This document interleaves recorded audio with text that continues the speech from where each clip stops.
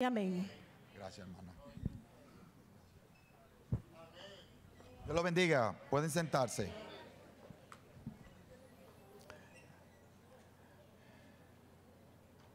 Somos respetuosos de lo que el Señor, del orden del Señor. Esta charla iba a ser la última charla, pero realmente se decidió cambiarla, hacer la penúltima, porque el Señor puso en el corazón que íbamos a cerrar con la pastora Lizzy, con el tema que ella tiene. Y de verdad que después que vi la charla del doctor, el pastor Daniel, realmente donde cabe perfectamente es aquí, porque las finanzas normalmente se ven dentro del contexto de cómo administro mi dinero, pero las finanzas van mucho más allá de cómo administro el dinero del hogar. Y uno de los problemas que vamos a ver rápidamente es el propósito de esta charla. El propósito de la charla es muy sencillo. Nosotros vamos a hablar de la planeación, la administración, el cuidado de la prosperidad de nuestra finanza que nuestro Señor ha establecido en su santa palabra.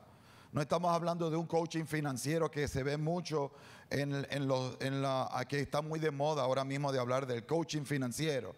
Realmente el coaching financiero es una recomendación eminentemente técnica de cómo administrar el dinero. Es un proceso de toma de decisiones. Pero cuando nosotros veamos y vamos a ver a través de esta presentación el contexto bíblico de lo que son los recursos financieros, vamos a entender que el coaching financiero, realmente el verdadero coach financiero de nosotros es nuestro Señor. Amén. Y vamos a ver por qué necesariamente es nuestro Señor el coach financiero. Empezamos por decir qué es lo que la Biblia, la palabra de nuestro Señor habla sobre el tema de las finanzas.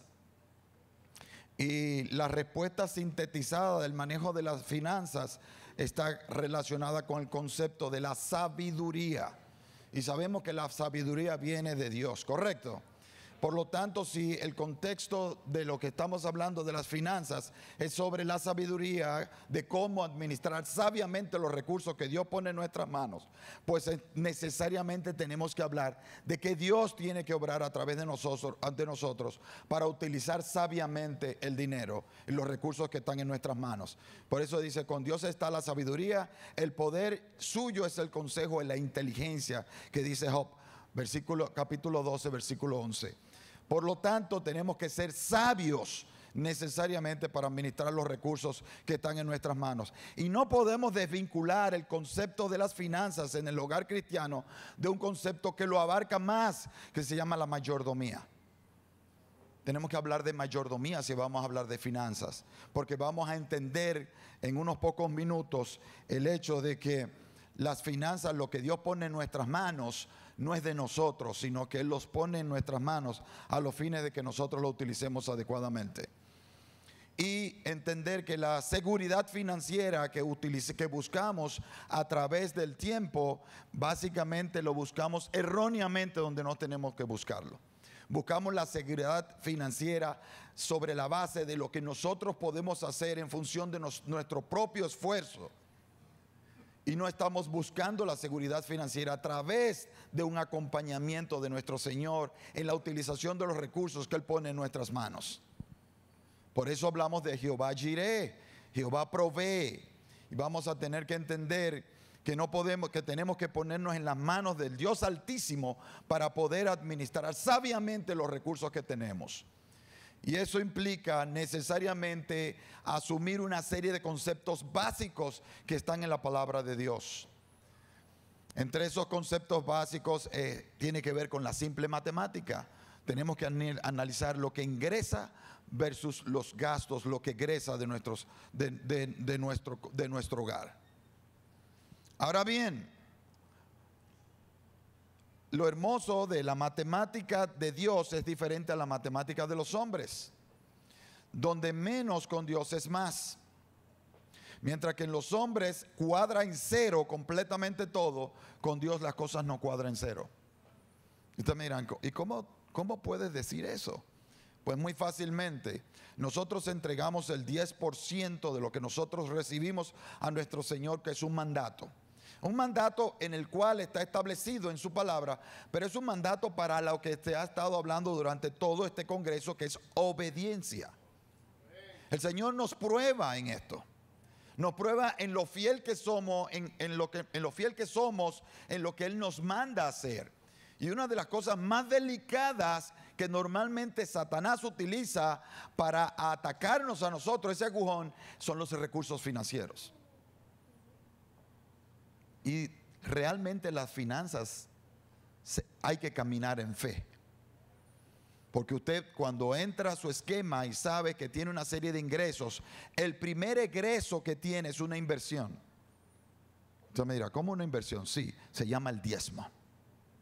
El diezmo es la inversión que yo pongo de mi ingreso y se lo devuelvo al Señor con la finalidad, no porque Dios lo necesite, es porque prueba mi obediencia. Y resulta que ese 90% restante rinde más que el 100% que yo recibo. ¿Cuántos lo creen? Y lo digo con testimonio propio. Algo importante es que cuando ponemos la mano y recibimos los recursos, lo primero que tenemos que hacer celosamente es extraer el diezmo para que Satanás no nos tiente. Eso de este mes no lo tomo, lo voy a pagar el mes que viene y le voy a tomar prestado a Dios. Usted no presta, no tiene que prestarle a Dios, ni tomar prestado de Dios. No funciona así.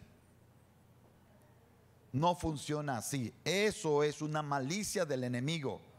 Porque el diezmo que no entregó en este momento ya se lo está robando Satanás. Y resulta que cuando usted entienda que necesitaba ese recurso de ese 10%, el mes que viene va a necesitar el 20%, pero ya Satanás tiene ese dinero colocado en otras cosas que te lo extrae para que tú sigas estando en desobediencia con Dios. Por lo tanto, las finanzas empiezan con la obediencia de separar inmediatamente de lo que recibo lo que le pertenece a Dios. Y pruebe a Dios en eso y Dios le va a mostrar la importancia de la obediencia y la bendición que viene como fruto de la obediencia. Amén. Entonces, una vez recibimos una parte que se llaman los ingresos, sacamos nuestro diezmo y queda un remanente, que ese remanente es el que voy a distribuir en los gastos. Y lo vamos a ver a través de un ejercicio al final de la presentación. Porque el ejercicio y en el material de apoyo que ustedes reciben, le entregamos una hoja electrónica que tiene un cuadro donde ustedes van a poder utilizar ese cuadro. Se lo vamos a enseñar a utilizarlo en esta presentación, en esta disertación, para que ustedes puedan utilizarlo en el presupuesto de sus casas. ¿Estamos de acuerdo? En sus hogares. Y vamos a ver lo que son los imprevistos y vamos a ver lo que son los ahorros que tenemos que tener también como una parte de disciplina. Necesariamente tenemos que hablar de disciplina.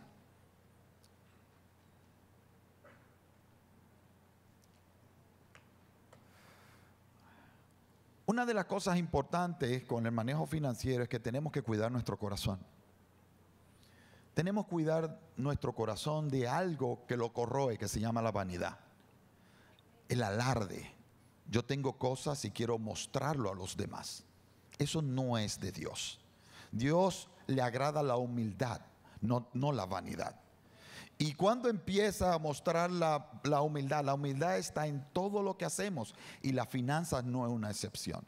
Todo lo contrario, la finanza es un recurso, los recursos monetarios son el recurso que se utiliza de manera preponderante para hacer alarde de la vanidad en nuestras vidas. Y la vanidad nos lleva a indisciplina también.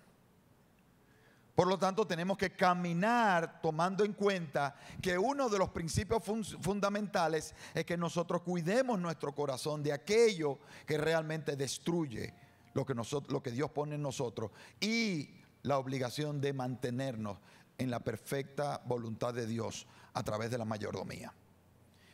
Y dice en Eclesiastés capítulo 2,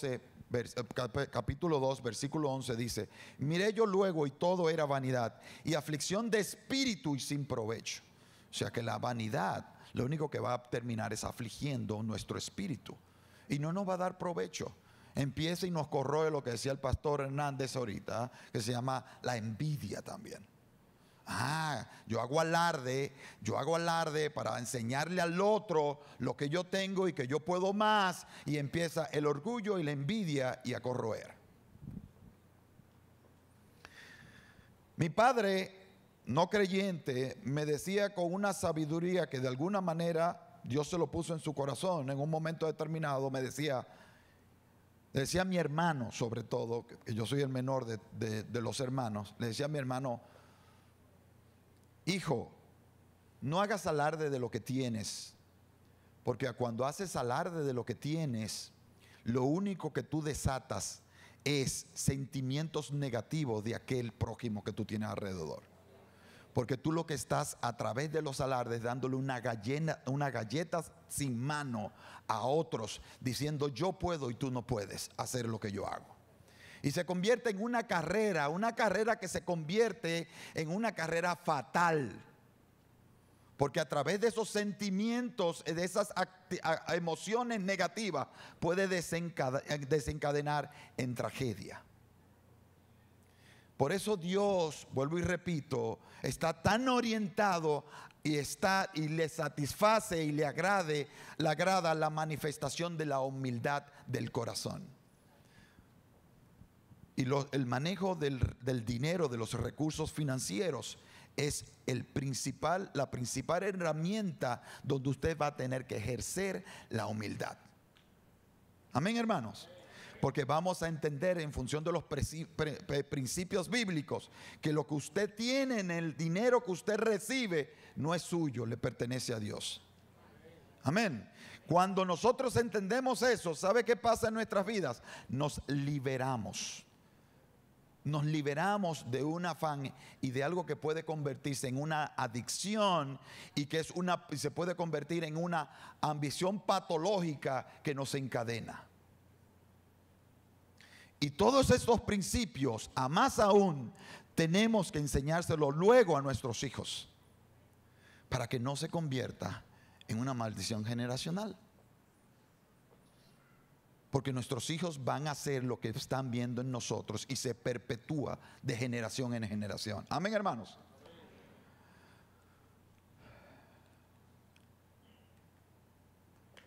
Claro, se va a hablar de la importancia de que debemos trabajar en mejorar nuestros ingresos. Siempre se habla de que debemos trabajar y crear condiciones para mejorar nuestros ingresos. Hay formas en el cual usted utiliza los recursos que recibe de manera sabia, y porque habrá momentos también donde usted tiene que tener planificación. Dios es un Dios de orden, y si usted ve en la palabra, se ve claramente que a Dios le gusta también que haya planificación, que su voluntad se ejecute en un momento, siempre se va a ejecutar, pero que el orden, nosotros como hijos de Dios tenemos que establecer también en nuestras vidas el orden, porque Dios establece orden sobre nuestras vidas. Y en ese sentido, nosotros tenemos que ver a la luz de la palabra de Dios cómo nosotros debemos establecer nuestros hábitos de consumo, de gastos, y cómo manejamos los ingresos de acuerdo a lo que establece su palabra, teniendo mucho cuidado para evitar el derroche. Porque cuando usted es mayordomo, usted va a utilizar los recursos de el mayordomo maneja los recursos de un señor. Nosotros somos mayordomos de los recursos de nuestro Dios, y por lo tanto tenemos que utilizar los recursos que Él pone en nuestras manos con la finalidad de que estén al servicio y dentro de la voluntad del Señor a quien nosotros le servimos. No, ese dinero yo me lo gané y yo me lo merezco y yo me voy a dar un gusto con ese dinero.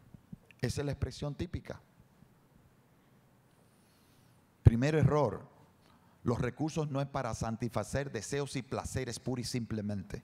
Los recursos se ponen para bendecir el reino y al servicio del propósito que Dios quiere. Con esos recursos que pone, te bendice para tú bendecir. Y eso es importante tenerlo presente en todo momento. Que yo me lo gané porque yo logré esto, yo soy un buen profesional. ¿Quién te dio los talentos? ¿Quién te dio las habilidades para que tú pudieras hacer lo que estás haciendo? ¿Lo creaste tú o te lo puso el Señor a ti?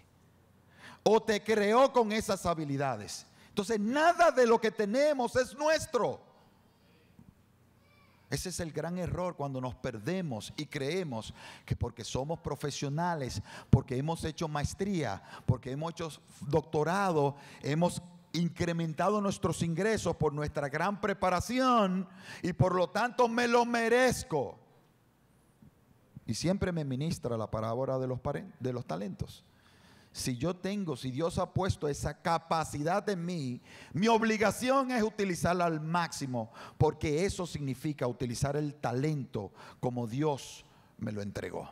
Y tengo que aumentarlo y reproducirlo a su máxima expresión, pero al servicio ¿de quién? De mi Señor. Porque en la palabra dice, y el Señor vino a pedir cuenta del talento que te dio. No le dijo, mira, te entregué el talento, haz lo que te dé la gana y no vuelvas más. No, volvió un tiempo más tarde. Le dije, ¿qué hiciste con lo que te entregué? Si esos conceptos no lo hablamos claramente cuando estamos hablando de finanzas en el hogar, estamos perdidos, porque lo más importante es que estemos fundamentados en la base de la palabra para utilizar los recursos que Dios nos pone en nuestras manos. Por lo tanto, derrochar no es una opción. Porque lo que usted derrocha a otro le está faltando. Y sobre todo algo también que tenemos que ser cuidadosos. Y es algo que me costó entenderlo. Y se lo digo claramente. Es también buscar la dirección de Dios para saber dónde colocar lo que Él nos dio en la mano. Viví una experiencia, es un testimonio que tengo. Llega un momento en que se acercan personas a ti, porque siempre va a haber necesidad en el mundo. En este mundo que vivimos siempre habrá necesidad. Y siempre habrá gente necesitada. Y tú saldrás a tratar de resolverte a A, a B y a C. Hasta que un día el Señor me paró y me dijo, ¿sabes qué? No es en tu mente que tú vas a decidir. Tienes que preguntarme a mí en dónde vas a poner el dinero y la necesidad en un momento determinado. Y yo le dije, Señor, una conversación, pero ¿sabes qué, Padre amado? Tengo miedo que se endurezca mi corazón en función de esto y que me justifique no tener un corazón de misericordia.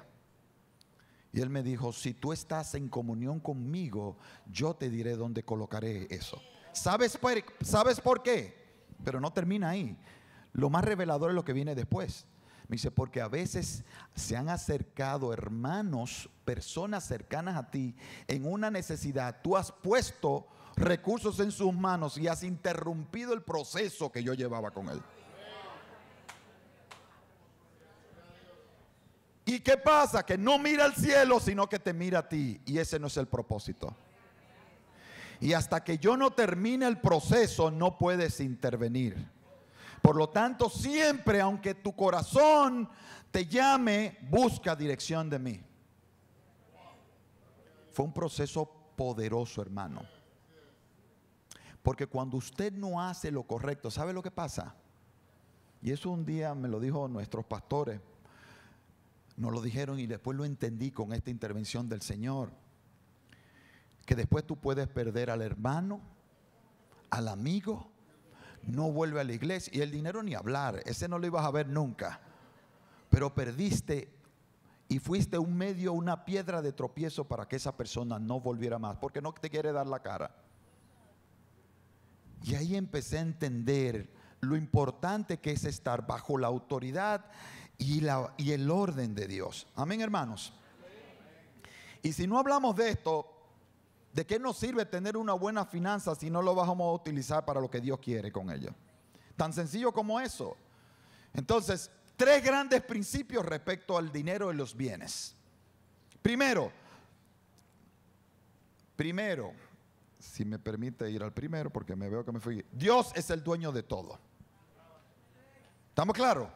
Dios es el dueño de todo y lo dice. Podemos ver varias citas bíblicas, pero me conformo con Primera de Crónicas, capítulo 29, versículo 11, que dice: tuyo es, oh Jehová, la magnificencia y el poder, la gloria, la victoria y el honor, porque todas las cosas que están en los cielos y en la tierra son tuyas.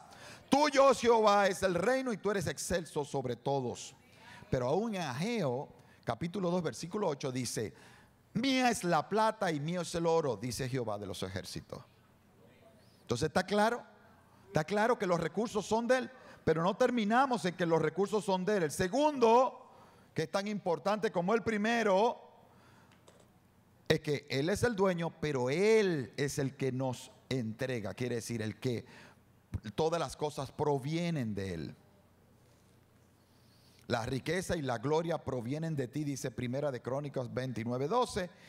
Y dice en Deuteronomio 8, 17 y 8, 18, dice un poquito antes, el Señor dice: mi poder y la fuerza de mi mano me han traído esta riqueza, Deuteronomio. Sino acuérdate de Jehová tu Dios, porque Él te da el poder para hacer las riquezas. Entonces, ¿quién es que Él provee? ¿Quién te entrega? Jehová Jireh, el proveedor, nuestro Dios proveedor. Quiere decir, las riquezas son de Él, pero hay que ir a donde Él a recibir porción, a recibir provisión. Y tercero, me llevé el tercero, perdónenme, pero nos llevamos el tercero. Aquí viene: nosotros y todo lo que tenemos pertenece a Dios. O sea, dueño del oro y la plata, Él es el que provee, pero aún más, nosotros también, junto con todo eso, somos del Señor. Y dice en Primera de Crónicas 29, 14, pues todo es tuyo y de lo recibido de tu mano te damos. Quiere decir, cuando damos el diezmo, lo que le estamos devolviendo a Dios, lo que ya Él nos dio previamente. ¿Estamos de acuerdo? Entonces, es importante, y en Salmos 100, versículo 3 dice: reconoced que Jehová es Dios. Él nos hizo y no nosotros a nosotros mismos. Pueblo suyo somos y ovejas de su prado. Es por ello que tenemos que empezar con un clamor. Y el clamor es aprovechar, darle gracias a Dios.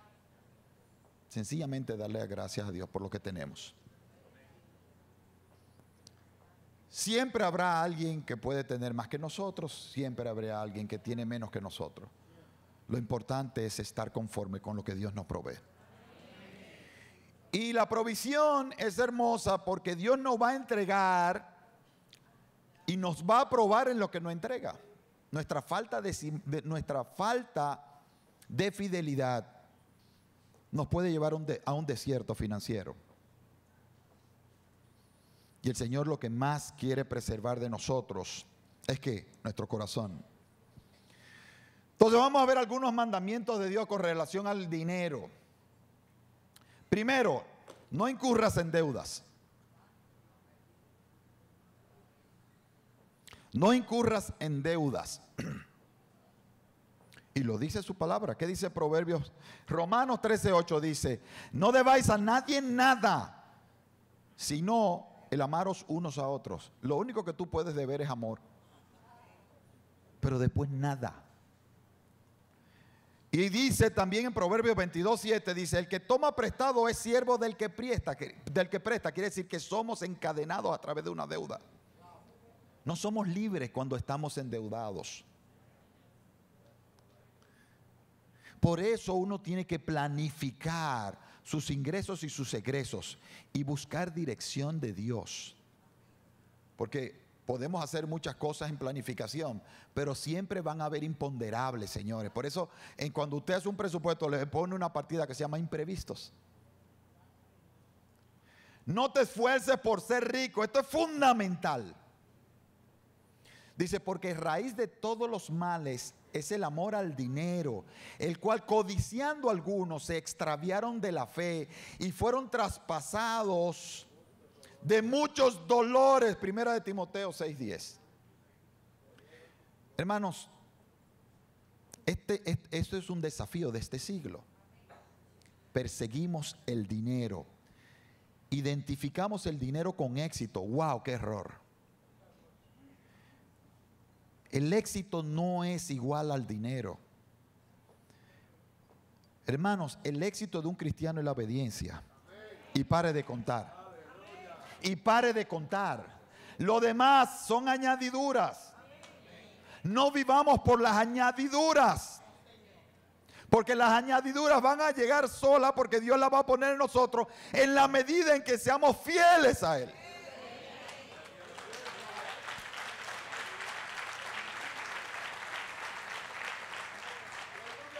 Y ojo, no tiene que ser rico para amar dinero. Hay gente que no es rico, que tiene pocos recursos, pero tiene su corazón encadenado al dinero. Todo lo ve metalizado. Usted quiere ver una persona que ama el dinero, usted lo ve todo metalizado. Nada más te dice, no, eso, yo gano esto, yo tal cosa, sí, yo te lo hago, pero yo te cobro. ¿Quién le ha dicho a usted eso? El cristiano está llamado ¿a qué? A servir. A ser siervo. ¿Y usted sabe quién le va a pagar su salario? El que está allá arriba.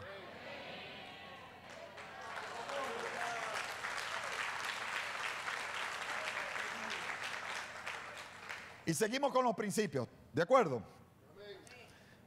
No acumule riquezas.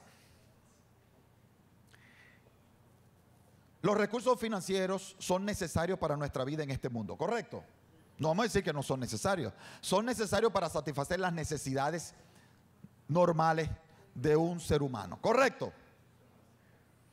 Pero nos confundimos con que los recursos financieros, es decir, el dinero, es un medio, no un fin. Y en vez de ver el dinero, el recurso económico como un medio para hacer lo que Dios nos manda hacer, desplazamos a Dios y entronamos al dinero como un ídolo. Y entonces viene el afán de la riqueza. Y acumulamos, y acumulamos. Y yo lo comentaba a mis compañeros del discipulado en más de una vez, un testimonio de algo que también el Señor me reveló. Y quizás en alguna que otra momento que no hemos estado aquí en este púlpito, lo hemos dicho, pero es el momento de repetirlo. Su seguridad social es Jehová. Usted no tiene que ser imprudente, pero no puede considerar que su vejez, los recursos que lo van a solventar en su vejez, van a depender solamente del esfuerzo de acumular dinero. ¿Sabe qué pasa con mucha gente cuando llega a la vejez? O le da una enfermedad que le gasta todo lo que reservó en su vida. Y todo lo que él creyó que era su seguridad desaparece de un momento a otro con un solo diagnóstico de un médico. Número 2, tienes el dinero en un banco y resulta que el banco quiebra y pierdes tu dinero. La crisis del 29 de Estados Unidos. Hemos visto bancos que han fracasado en República Dominicana y en otros sitios del mundo. La burbuja financiera de Estados Unidos en el 2008, gente que tenía dinero en bienes inmuebles y decían, este es mi futuro, y de un momento a otro debían más que lo que valía el inmueble, aunque tenían 10 años acumulando, pagando hipoteca. Entonces el futuro usted no lo controla. Lo único que usted puede tener bajo control es su relación con Dios.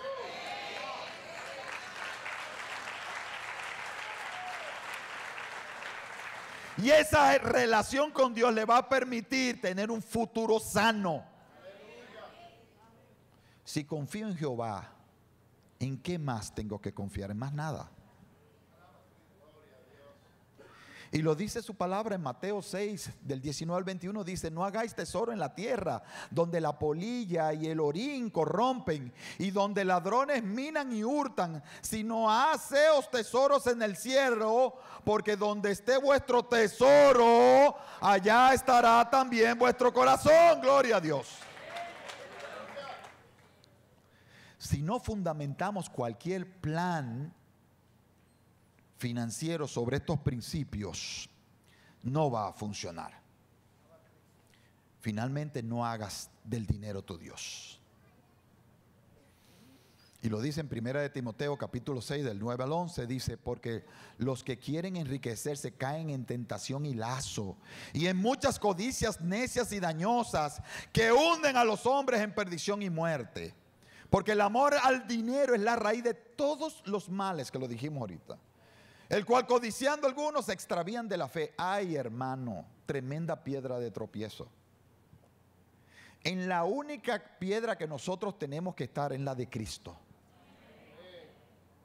Pero no podemos estar tropezando por otros medios, otros recursos que nos alejan de la verdadera seguridad, no de este mundo, hermanos. No tengamos una visión tan corta. Estamos invirtiendo para la eternidad, donde estará nuestra alma en la eternidad. Usted puede decir: pero yo viví 30, 40, 50 años de limitaciones. Gloria a Dios, te queda la eternidad en riqueza en la presencia de nuestro Señor. ¿Se acuerdan? La parábola, el mensaje que está en el hombre rico, que le dieron todo en este mundo, y cuando fue allá al infierno le dijo: mándame a aquel pobre que venga. Se te dio el tiempo, ya no hay tiempo para ti. Y dijo: manda y ve, avisa a mis hermanos para que sepan lo que está pasando. Y dice Abraham: no lo voy a mandar, porque puede subir tú allá arriba y no te van a hacer caso, porque tú también fuiste ministrado y no hiciste caso. Que no nos pase a nosotros como el hombre rico. Y tocando un temita aquí con el permiso del doctor y pastor Hernández, la avaricia. Dice: la ambición patológica sobrepasa los límites de la normalidad. Hay un afán desmedido por lograr más y más. Generalmente poder, riqueza o fama. Este deseo puede convertirse en una idea obsesiva que domina la vida del individuo, condicionando su conducta general y su relación con los demás, que se deteriora en un plazo mayor o menor. El que sufre esta ambición patológica plantea su vida en exclusiva según sus objetivos, y el resto de las actividades y las personas, repito, el resto de las actividades y las personas quedan relegadas a un segundo plano. Me voy al ámbito familiar. Mi esposa y mis hijos pasan a un segundo plano, porque yo soy un trabajólico, pero no porque me gusta mucho el trabajo, porque produzco dinero, que es lo que me da la satisfacción para gastar. ¿Y sabe qué pasa después? Le decimos a la esposa: mira, mi amor, cuando nos reclama a tiempo, ¿qué pasa después? Dice: no, pero yo soy el que te pago y te doy una tarjeta y vete a comprar. Y creen que están satisfaciendo a los demás a través del mismo impulso de tener los recursos y gastar. Y eso no es de Dios, hermano. ¿Estamos de acuerdo? Entonces, ¿en quién confiar entonces? Confiar en Dios. No necesitamos hablar mucho de en quién confiar, porque sabemos que el dinero da a la gente en sentido común poder e importancia. Eso es lo que la gente piensa que le da, pero no ofrece una seguridad verdadera. Solo Dios te ofrece una seguridad verdadera. Así que a los ricos de este mundo manda que no sean altivos ni pongan la esperanza en las riquezas inciertas, sino en el Dios vivo, quien nos da todas las cosas en abundancia para que las disfrutemos. No quiere decir que Dios no te provee para que disfrute, pero disfrute en obediencia. No disfrute en tu propio propósito, en tu propia inteligencia. Y vamos a hablar ahora de cómo manejar el dinero sabiamente. Ya estamos entrando en la parte final. Lo primero que hay que hacer para manejar el dinero adecuadamente es un presupuesto. Hay mucha gente descuidada con su dinero, lo gastan y dicen: ¿y dónde se me fue el dinero? Pero yo recibí mi cheque del salario hoy y pasaron 3 horas y ya nada más tengo 3 pesos en la cartera. ¿Dónde se me fue el dinero?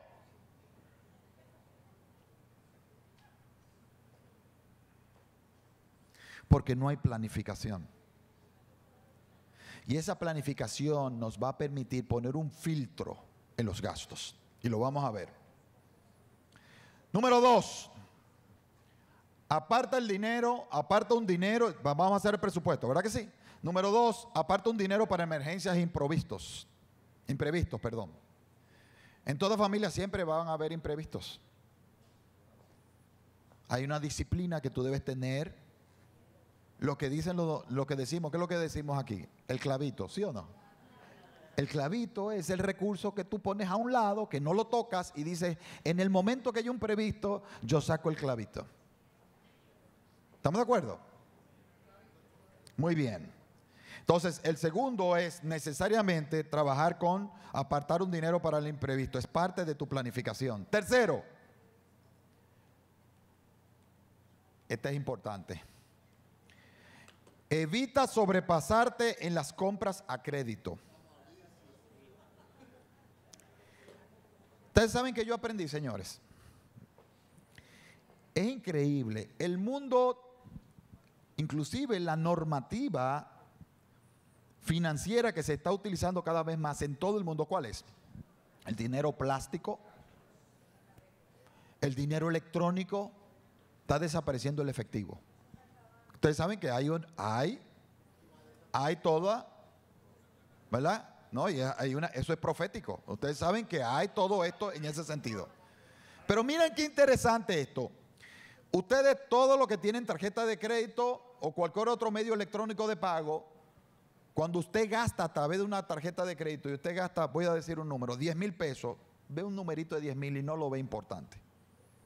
Gastaste entre 10 y 15 y fue una sola firma. Sin embargo, cuando usted utiliza el efectivo y saca 10 papeletas de 1,000 o 20 papeletas de 500, ya tú ves que la cartera se va poniendo así y tú dices, no, ¿sabes qué? Eso es demasiado dinero, yo no lo voy a gastar, me lo meto en el bolsillo de nuevo. Por lo tanto, las tarjetas de crédito deben ser un recurso no para financiar sus compras, sino para imprevistos. Es una capacidad de endeudamiento de unos 20 y tantos días que tú puedes tener sin pagar un solo centavo de interés. No financie tarjetas de crédito. Es el financiamiento, bueno, eso es del enemigo perfectamente. El que se mete en un financiamiento de la tarjeta de crédito es prácticamente impagable. Tú cogiste y financiaste y ellos te viven cargando, óigame, los intereses más pequeños que usted se puede imaginar. El mínimo que tú puedes encontrar en el mercado es un 36 o un 40%. Pero hay tarjetas que tienen, aunque usted no lo sepa, 60, 75, 96% de intereses. ¿Cómo se lo tapan? Porque le dicen, no, solamente un 5% mensual. Ajá. Entonces, pero eso no es nada. Hermano, 5% mensual son 5 por 12, son 60% anual. No deje engañarse. Entonces, no se sobrepase en las compras a crédito. Cuando usted va a tomar un crédito, tiene que estar justificado sobre una base de una definición financiera. Y le explico. Usted me va a decir, pues entonces no puedo tomar nada de crédito. Yo no dije eso. Si usted va a comprar una casa, usted tiene que hacer un análisis financiero. ¿Por qué? Porque usted va a sustituir, o usted la compra y paga una hipoteca de eso, o usted paga un alquiler todos los meses. O sea, usted está sustituyendo algo que como quiera va a erogar de su bolsillo. Entonces usted lo que está tomando es una decisión financiera inteligente, es decir, en vez de pagar todos los meses una renta que nunca voy a tener un activo, es decir, un bien que sería mi propiedad, sino que el día que el dueño quiera que yo le entregue la casa, me voy a la calle, yo prefiero hacer un plan para comprar mi casa y en vez de pagar, pagaré un valor aproximado, programado lógicamente a lo que pagaría de renta, que es lo que puedo adquirir, y después de un tiempo, 10 años, lo que sea, ese bien es mío y no tengo que pagarle más renta a nadie. Eso es una sustitución a través de un vehículo de financiación y eso perfectamente se puede hacer un análisis financiero, el valor presente de esa inversión. Entonces usted se está endeudando, pero con un propósito sobre algo que no es algo que usted se ha creado, sino una necesidad que usted la va a tener, quiera o no lo quiera, porque usted tiene que vivir en un sitio. Aquí lo que estamos diciendo es cómo adquiero ese bien. ¿Estamos de acuerdo? Entonces, nosotros tenemos que tener claro la capacidad de endeudamiento, hasta cuánto, y lo vamos a ver cuando estemos trabajando la hoja electrónica. Lo segundo es, aprende a distinguir entre lo que necesitas y lo que deseas. Esto es lo más difícil. Hermano, no vaya a una tienda si usted no tiene no necesita nada. Las mujeres son especialistas en eso. Mire, yo no voy a comprar nada, yo voy a ver tiendas nada más. Los americanos le llaman a eso window shopping. Voy a de compra, pero ya estás alojando un deseo en tu corazón. Mira, yo vi esa falda me gustó. No la estoy comprando ahora, pero ya está aquí. Ya estoy creando las condiciones para adquirir la falda. Y esa necesidad no la hice, no la satisfacía en ese momento, pero sí ya estoy preparado para buscar y ponerle un peso a eso. ¿Y saben por qué? Entonces caemos en un revolvente que termina en qué? En que termina usted diciendo, recibí el doble sueldo y no me quedó un peso. ¿Por qué? Porque lo gasté antes de recibir el ingreso. Entonces tenemos que distinguir entre lo que tú recibes, lo que tú necesitas y lo que tú deseas. ¿Cómo se hace? Nunca compre la primera vez. Tú puedes escuchar, te vas, lo piensas, lo evalúas, decides si realmente lo necesitas y entonces vuelve y entonces adquiere el bien. Pero si lo haces por un entusiasmo de un buen vendedor, tú vas a terminar teniendo cosas que en tu casa que no necesitas. El esposo, que ya no está aquí en la tierra, del abuelo de mi señora, puertorriqueño por cierto, pastor, cuando murió tenía un cuarto lleno de lavadoras, hornos de microondas, ¿verdad? Neveras, usted no lo puede creer, tenía tres lavadoras, 2 microondas, 3 neveras, cosas en su caja porque lo compraba en los especiales porque estaba a muy buen precio. Hermanos, nos reímos, pero muchos de nosotros lo hemos hecho. Uno de esos, le voy a hacer un ejemplo. Ustedes van a una tienda y dice, usted compra un par de zapatos y dice, vale 50, por decir algo, $50. Bien, pero si compras 2, el segundo te vale el 50%, que son, tú puedes comprar 2 por 75, pero tú nada más fuiste a comprar un solo par de zapatos. Y cuando fuiste a comprar ese par de zapatos, dice, pero 2 por 75, si lo compro los 2, entonces me salen 35, cada uno me salen 35, 37.50, pero me sale menos que si yo comprara uno. Hermano, pero usted nada más necesita uno. Usted está pagando 75, no 37.50. ¿Me doy a entender? Entonces, en ese momento nosotros estamos creando y tenemos que definir lo que son nuestras necesidades. No tenemos que ir a comprar por presumir, sino por lo que realmente necesitamos. Y no debemos comprar en primera intención, sino debemos pensarlo una y otra vez. Y sobre todo, algo fundamental, tenemos que discutirlo. Que eso no lo hemos hablado, pero lo vamos a hablar. Tenemos que discutirlo con nuestra pareja. ¿Estamos de claro? Porque el presupuesto se hace. Cuando lleguemos a la hoja electrónica vamos a hablar cuál es el concepto de cómo se hace el presupuesto. 5, evita comprar impulsivamente. ¿Estamos de acuerdo? Muchas veces vemos algo que queremos y lo compramos antes de considerar que está a nuestro alcance. ¿Qué fue lo que dijimos? ¿Cuál es la regla? No hagas compras de ningún tipo bajo la presión del parloteo de un vendedor. Cuando el vendedor ya ha terminado su discurso, usted le dice, ¿sabe de qué? Muy bien, ya entendí. Yo vuelvo en un par de días. Si realmente lo necesito, volveré. Terminó ahí la presión y ahí todavía el dinero sigue en su cartera. 6, esto es importante. Y esto es algo que, hermano, en el pueblo de Dios estamos cometiendo, estamos pecando. Paga tus deudas a tiempo. El testimonio de un cristiano es integral. Mi testimonio no es solamente hablar de Dios, es accionar de forma tal que el otro vea la presencia de Dios y los valores que Dios ha puesto en mi corazón, que son el fruto del Espíritu. Entonces yo no puedo hablarle y predicarle a una persona de Jesucristo y después entonces se mala paga. Hermano, no puede ser. Usted no puede estar en rojo en data crédito. Eso no es un buen testimonio.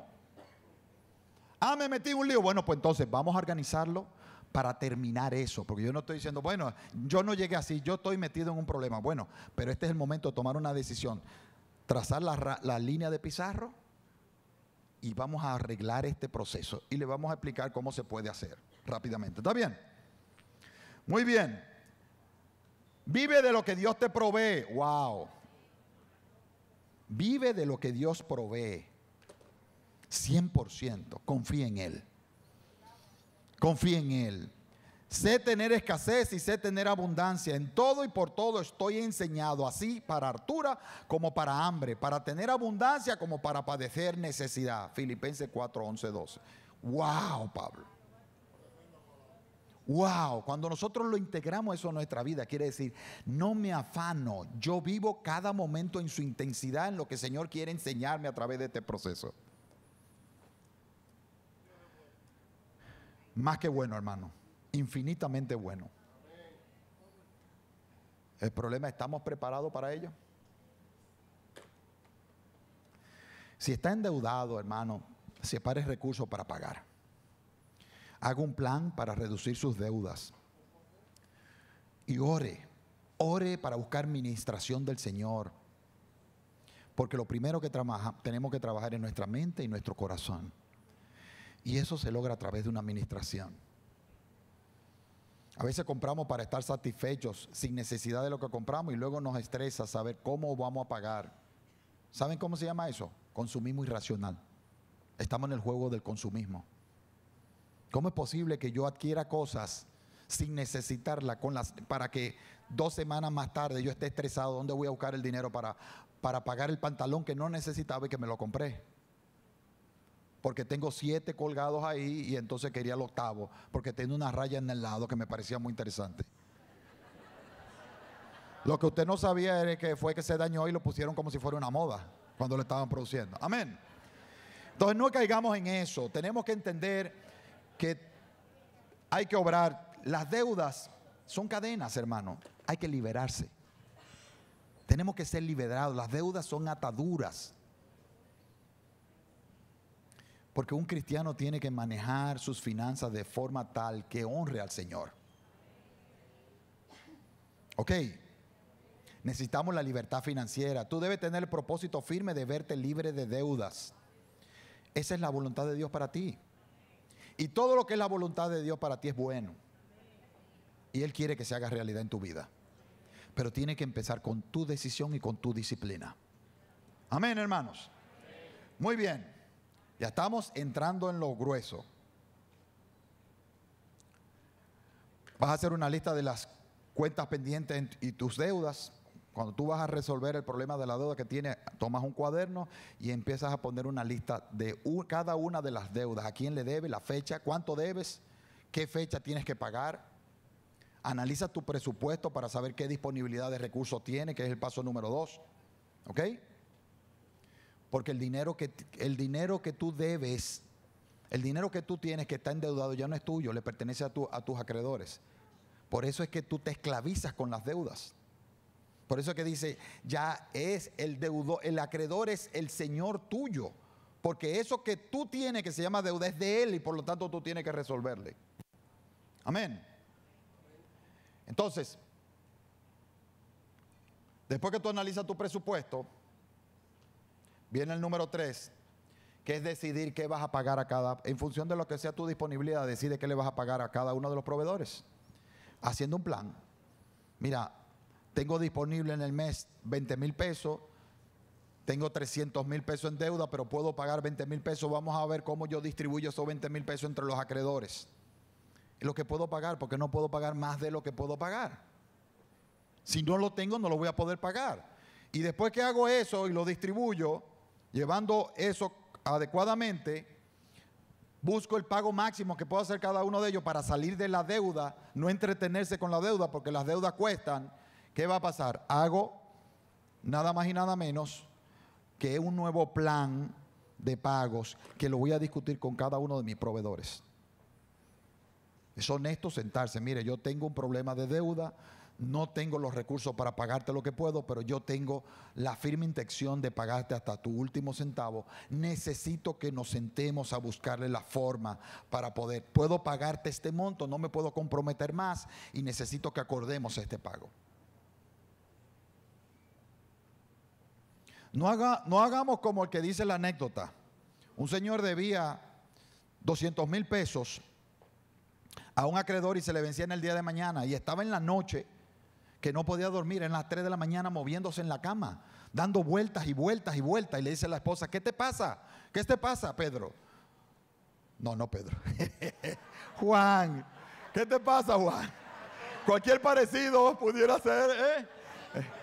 Entonces, ¿qué te pasa, Juan? ¿Qué te pasa, Juan? ¿Sabes qué? Mañana se vence y tengo que pagarle 200,000 pesos a Felipe y no los tengo. Le dice la esposa: pero eso es muy fácil. ¿Cómo así? No, ve, llámalo ahora mismo y dile que tú no le vas a poder pagar mañana. ¿Cómo así? Sí, tiene que salir de eso rápido. Llama a las 3 de la mañana, tin, tin, tin, ring, ring, suena el teléfono, lo toma Felipe con esa voz de sueño. ¡Aló! Pensaba que era, ¿verdad? Y esta llamada a esta hora, ¿quién está llamando? No, es Juan, tu vecino. Oh, Juan, ¿cómo tú estás? Qué raro, tú llamando a esta hora. Sí, es que tenía que comentarte algo porque mañana tú sabes que es día 15 y tenía que pagarte el dinero. Ah, sí, claro, sí, pero tengo que informarte que no te lo puedo pagar mañana. ¿Cómo? Sí, lamentablemente no tengo la disponibilidad. Después te llamo para que acordemos el nuevo día. No, pero mira, ¿tú estás seguro? Sí, mañana hablamos, es muy tarde, tú sabes, Felipe, mañana hablamos. Y él cierra. ¿Quién usted cree que no iba a dormir ahora?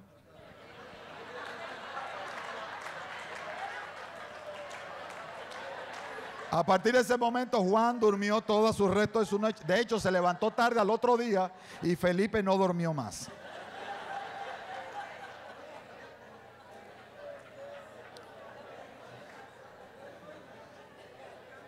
Persevera en tu plan. Persevera en tu plan. Después que te comprometiste, tienes que continuar de una manera disciplinada hasta que logres y termines el proceso. No podemos salir de un plan de deuda si después de 2 meses decimos: no puedo pagarlo, no le voy a pagar a fulano, y empiezas a incumplir. ¿Cómo será mi testimonio? La perseverancia es la base fundamental de los logros. Tanto es así que lo dice la palabra. Nos dice Pablo: persevera hasta el final. De ellos será el reino de los cielos. Amén. Una cosa importante, y esto es un consejo que a veces a la gente no le gusta que se lo digan, pero el Señor me lo ministró. Hermano, no sea fiador de nadie. Ay, qué duro.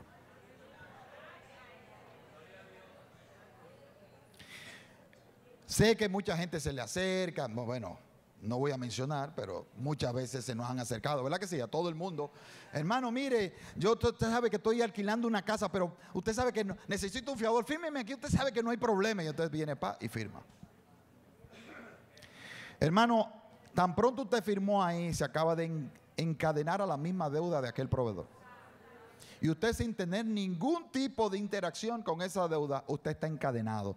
Tan pronto esa persona pase algo, usted le cayó. A mí me pasó una vez con una persona que trabajaba para mí hace 20 años. Compró un vehículo, trabajaba para mí, me dice: mire, yo necesito sacar este vehículo, yo necesito que usted me ayude, usted tiene buena relación con el sitio donde se va a comprar el vehículo, usted me podía ayudar para yo sacar el préstamo. En mi ingenuidad en aquel momento, yo dije que sí. Pasaron 4 años, la persona ya no estaba conmigo, muchacho de un buen corazón, no voy a decir que no lo era, pero resulta que, ¿saben lo que me pasó, hermano? La única vez en mi vida que recibí un acto de alguacil de intimación de pago fue por esa deuda. Debía 1 año y yo no lo sabía. Claro, hubo una irresponsabilidad del banco porque el banco tiene que notificar al fiador oportunamente. Al final ellos salieron mal parados del banco porque ellos fueron negligentes. Pues yo tuve que pagar la deuda. Y yo no tenía el carro.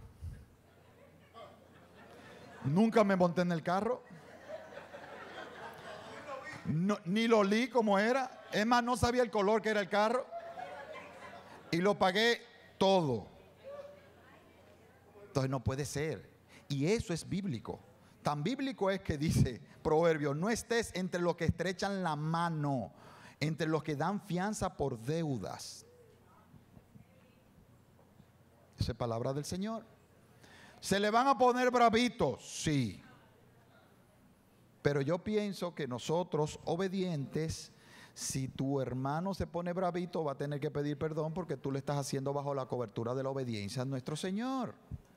Y tú tienes que orar por ese hermano para que el Señor le ministre su corazón. Pero no tome fiador, no sea fiador, hermano. Lamentablemente está en la palabra de nuestro Señor. No es algo que se lo estoy recomendando por la parte financiera, ni mucho menos. Hay que hacer las prioridades, tiene que definir sus prioridades. Y su prioridad es buscar el reino de Dios y su justicia, y todas las demás cosas serán dadas por añadidura. Y pare de contar. Esas son sus prioridades. Todas las otras listas no sirven para nada. Amén. Bien, ahora entramos a cómo hacer un presupuesto. Son unos pasos que están ahí, pero lo van a ver en una hoja. Se lo voy a explicar en la medida en que veamos la hoja ahora. Miren esa hoja. Bien. Ustedes tienen en su material de apoyo esa hojita. La pueden tener en la mano, por favor, para que la puedan ver.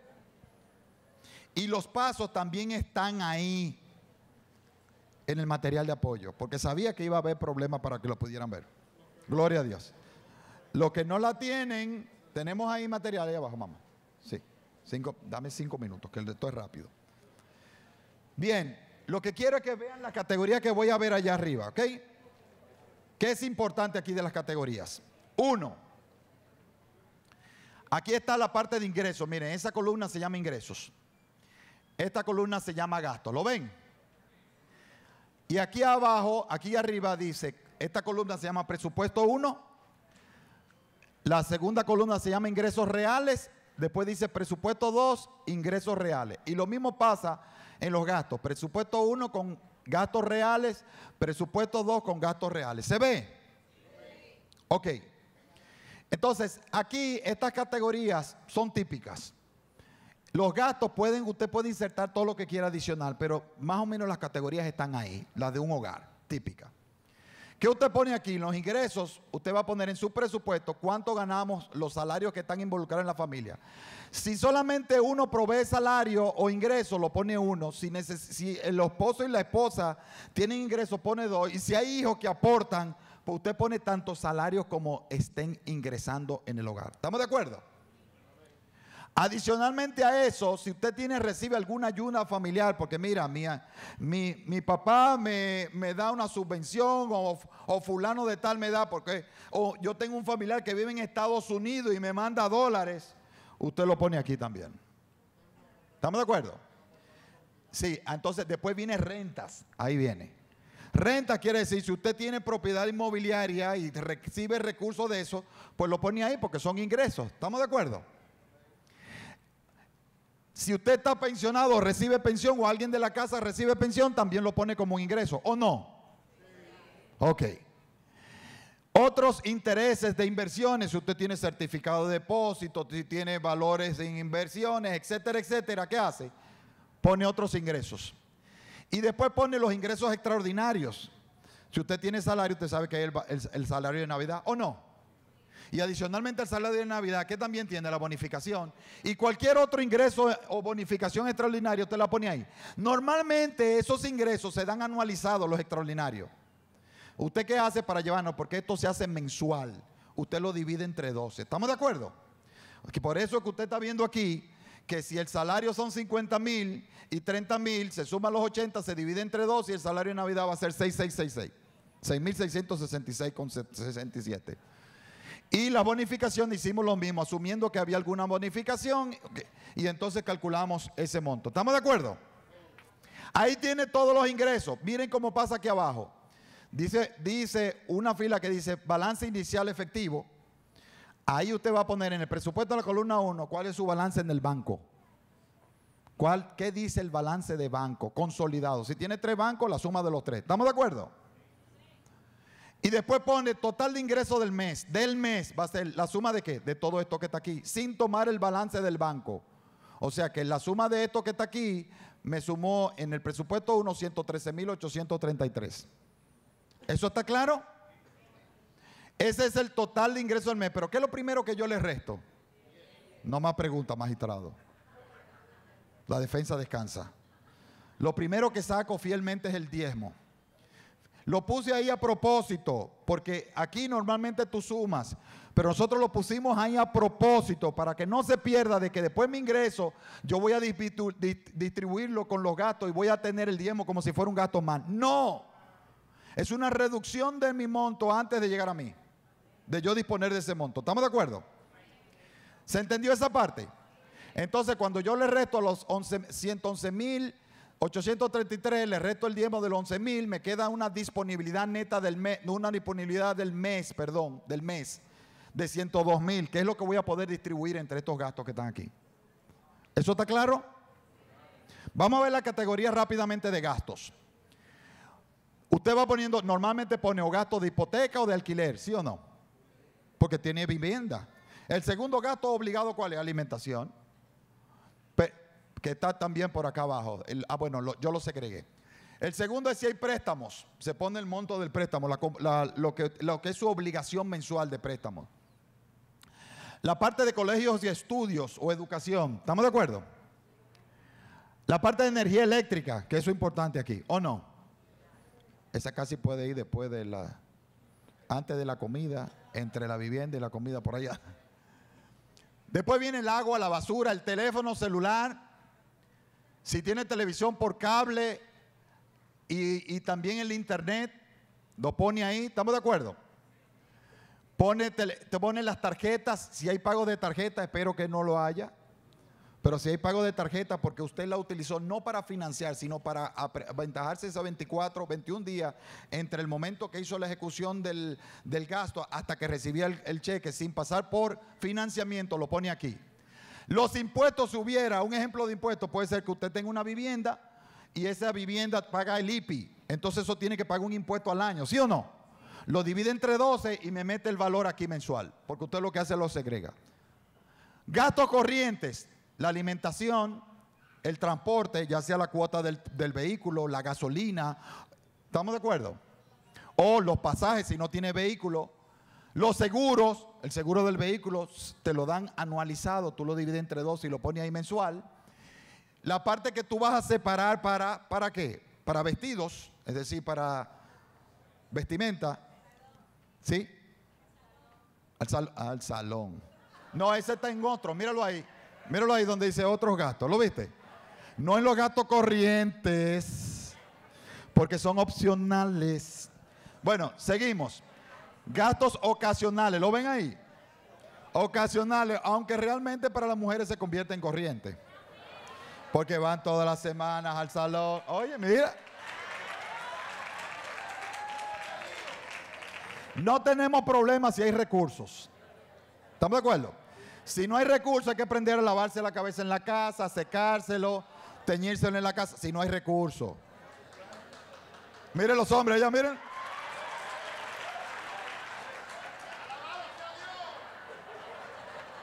Hermanos, si queremos dormir en paz y tranquilos, dejemos que vayan al salón.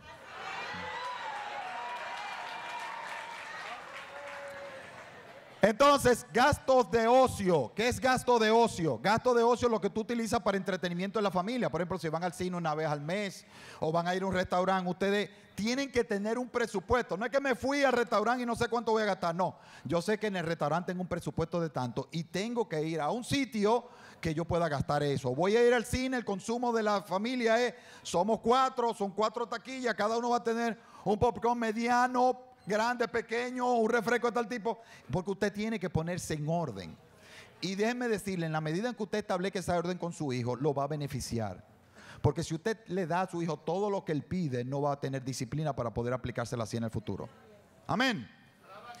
Entonces vienen los imprevistos que normalmente se utiliza entre un 5 y un 10%, usted lo separa, un 5% de todos, de lo que usted ingresa, ¿correcto? Este se calculó el 5% del ingreso, de esta la disponibilidad del mes. ¿Lo ven ahí? 102 por 5% me da 5.122. Y eso me da un total de ¿qué? De ahorros. Esa columna total de gastos del mes. Adicionalmente defino cuánto quiero ahorrar. Un estándar son un 10%. ¿Estamos de acuerdo? Y entonces, cuando yo sumo todo esto, porque ya ese ahorro se convierte como si fuera enmascarado como un gasto, o sea, yo me estoy obligando a ahorrarlo como parte de que no voy a tener disponibilidad de eso para gastarlo, me da un total de ¿cuánto?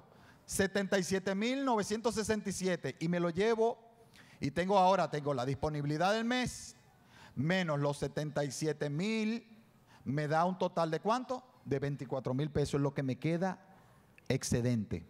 Tú puedes hacer con excedente eso, o aumenta el ahorro hasta llevarlo a cero, o lo dejas en el banco como también parte de tu imprevisto. La recomendación es, si usas imprevistos, mejor es que tú lo distribuyas entre ahorros e imprevistos y no lo dejes en el banco, porque el dinero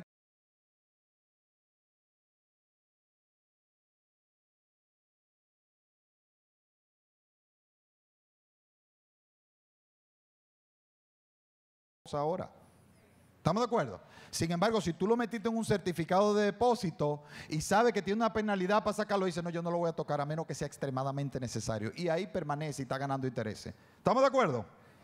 Entonces, ¿qué me queda? 24.000 es el neto del mes. Quiere decir, ¿cuánto me sobró en el mes? Se lo sumo al balance inicial que tenía en la chequera y ahora me dice que 100.000 más 24.000 me da un balance final en efectivo de 124.000 pesos. Quedó en ese mes. Quiere decir, entré al mes con 100.000 en el banco, salí en el mes con 124.000, pero también tengo un ahorro adicional. ¿Está claro?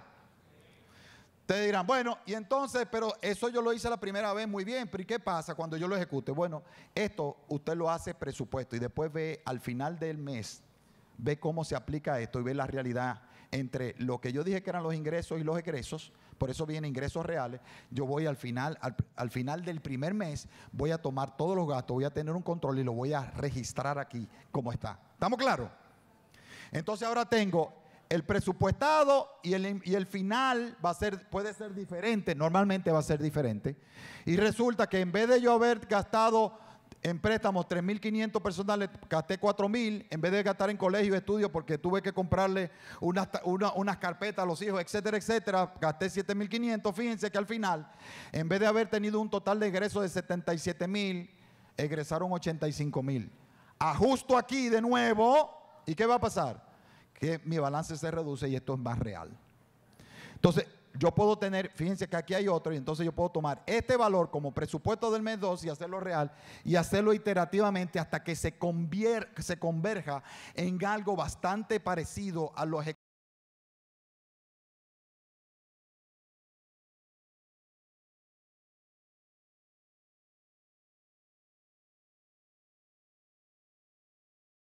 y esa hoja electrónica. Tiene los mismos valores. Ustedes lo que pueden hacer es poner sus valores reales ahí. No modifique, usted pone los valores reales y ella tiene las fórmulas para hacer los cálculos. O sea que le va a entregar los resultados de manera automática. ¿Preguntas? No hay. Perfecto. Entonces, pero tenía que decirlo, hermanos amados. No, si hay una pregunta me pueden tomar después al final y me abordan con la pregunta porque ya estamos sobre el tiempo. Al final, porque tenemos que terminar con que Jehová da la sabiduría y de su boca viene el conocimiento y la inteligencia. Que nuestro Dios Altísimo les bendiga abundantemente, que los colme de sabiduría y que sus finanzas entren en un proceso de bendición. Amén. Vamos a orar, si se ponen por favor. Pongámonos en nuestros pies, por favor, para hacer una oración rápida. Padre amado, bendito y santo eres, Señor. Te damos gracias por este tiempo. Te damos gracias porque tu Espíritu ha ministrado sabiduría a la congregación, mi amado Señor. Te pido ahora que ponga el querer como el hacer en los corazones de cada uno de nuestros hermanos y aquellos que están aquí presentes, para que puedan llevar a disciplina todo el proceso de finanzas en sus hogares. Pero que también sepan que esto tiene que ser de común acuerdo entre el hombre y la mujer, entre marido y esposo y esposa. Tiene que haber un acuerdo. Esto tiene que ser transparente en la familia. Pon en su corazón esta necesidad. La discusión debe ser previa de todo el presupuesto para que puedan ambos estar comprometidos en el ajuste que se hace como familia, mi amado Señor. Te bendecimos, Señor, y te pedimos que tú sigas cubriendo a cada una de las personas que está aquí, Padre, con abundantes bendiciones, primeramente espirituales, y la segunda, que les supla los recursos a través de los cuales puedan vivir en la paz, el gozo que tú provees, porque tú eres Jehová Jireh. Te lo pedimos en el nombre poderoso de nuestro Señor Jesucristo. Amén y amén. Dios lo bendiga, amados hermanos.